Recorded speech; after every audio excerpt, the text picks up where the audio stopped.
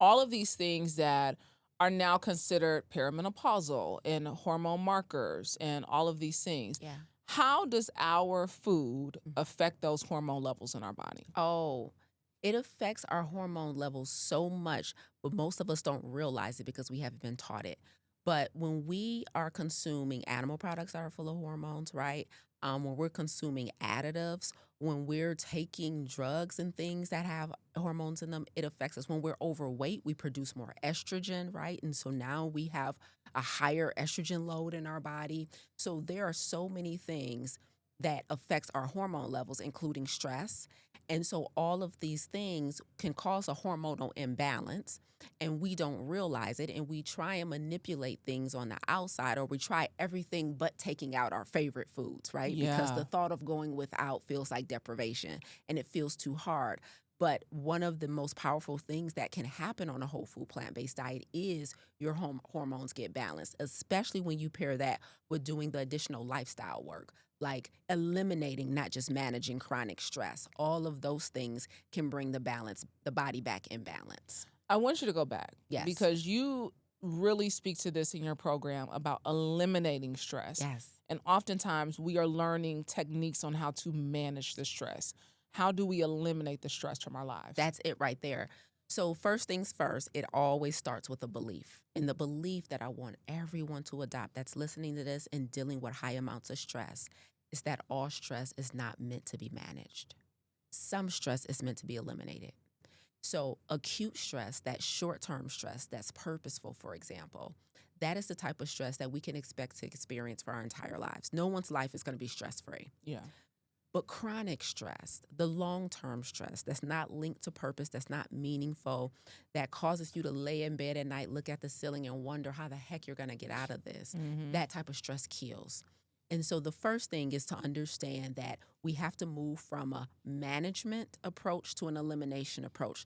The second thing is to understand now that we realize that the stress management techniques, the self-care days, the glass of wine, the weekend with the girls, right? The meditation, the yoga, that helps you manage the moment, absolutely. But the harder work is making tough decisions. The harder work is having difficult conversations. Oh, yeah. Yes, and the harder work is deciding what you want instead and being bold enough to claim it. Some of us just don't even have the courage to say what we really want. And so we need either an exit strategy, an enter strategy, or an engagement strategy when it's time to eliminate chronic stress. So exit is for something you want completely out of your life. Enter is for a situation that you want to move into. You may want to move into entrepreneurship, for example, right? And an engagement strategy is for a circumstance that you don't want to be or can't be out of, but you need to rearrange it so it no longer overwhelms you. Yeah. Yeah. Some of y'all gonna miss the exit. Yeah. Okay. I already feel it in the comments. Some of y'all gonna miss the exit. Some of these Negroes in y'all life, they gotta be on the exit row. And I know some of y'all keep putting them at the entrance. Yes. But they're gonna have to go on the exit 2026. Amen. Burn the boat. Burn the boat. Stop going back over there.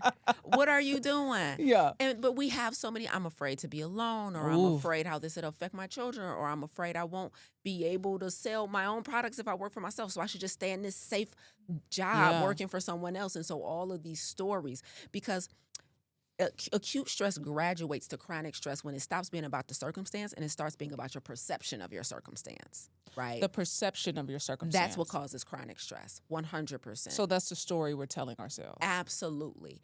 It is, I know I'm miserable in this marriage. However, I think it's too late. I'm too old to find love again. I'm not lovable. Maybe I've been so broken in this relationship. They've torn me down from an esteem standpoint. I don't believe in myself. Or this is the devil I know. What if I can't find anything better than this? And so we tell ourselves all these stories and we look up and we've been in there another year, another 2 years, another 5 years, just not blissful. And so it has long stopped being about the marriage and started being about your perception about being single. Ooh. And that's where the stress comes into play. Well, then, then we turn on Instagram. Yes. And we get the other stress because then you you're over 40. Yeah. And then they say, oh, you on the clearance rack. Yes. Well, you know, you down there at the Goodwill. Yeah.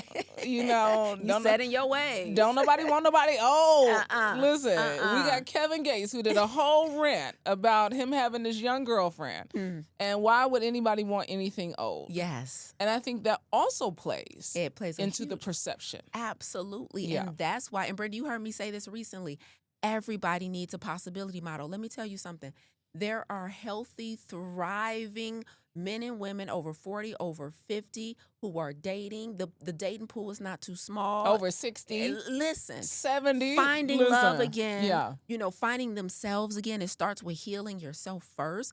And so we need to be in ecosystems where healthy marriages, healthy relationship, healthy self-love is what's embodied. And when you can latch on to a possibility model, somebody who can show you and demonstrate to you what's possible, your beliefs change and then you begin to attract what you're looking for. I wasn't worried for not 1 second when I left my fiance and gave that ring back that I was never going to find love again. Not for one. And we were together over 12 years, Brandi. Wow. And I never for 1 second believed maybe I should stay. Maybe I won't get another ring. No, sir.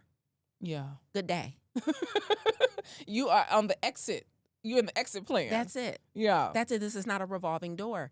And I left that circumstance and found my forever person. And I've never been more happy. But I never believed that it wasn't possible for me. I never believed that it was too late. I was too old. I was too set in my ways. I was too independent. I was too strong, whatever you want to call it. Yeah. No, all of this glory, all of this magnificence, somebody's about to be blessed. Somebody is about to be blessed. Amen. I want you to talk about this because you said so much about our surroundings Yeah. and the people that we surround ourselves with play into our health. Yeah. How important is community to our health? It's non-negotiable. It's non-negotiable. So oftentimes, and I'm sure you have probably experienced or witnessed this pattern, people will begin a regimen like a 30-day challenge and they will get results and they will feel good and they followed the protocol and they did all the things, and then eventually they find that they start slowly going back to those old habits, right? And then they come into spaces like our talks at the church, right? And they say, like, I do good for a while and then I fall off. I do good for a while and then I fall off. And so my response to that, Brandi, always is, you must honor the conditions in which you thrive. So I said, well, tell me, what were the circumstances when you were doing good? Well, I was actually in this program. We were meeting every week, or I was going to the gym in classes. So I was around people, and then we had a coach. I had somebody telling me what to do. Yeah. And I said, well, why did you break away from that? Right? If those are the conditions in which you thrive, stay in the ecosystem, stay in the community, keep you a coach, keep you a protocol, right? But inevitably, a limiting belief that says, well, I should be able to do this by myself. I shouldn't need help, tells them. And so one of the biggest things that compromises people's results when it's time to get healthy, right, is the belief that there is shame in needing community and needing help. And so they step away from the fire. Stay close to the fire. Soon as you start cooling off, you start gaining weight again. Yeah. Stay close to the fire. And so if the fire for you is community, an ecosystem where I had other people that was doing it with me, where I could hear other people's triumphs and their challenges and learn from them, honor the conditions in which you thrive. If that blessed you, trust me, you've only scratched the surface. There's so much more wisdom, truth, and transformation waiting in the full conversation. Click the link in the caption below to watch the entire interview, and don't forget to like, comment, and subscribe so you never miss an episode of Vault Empowers Talks.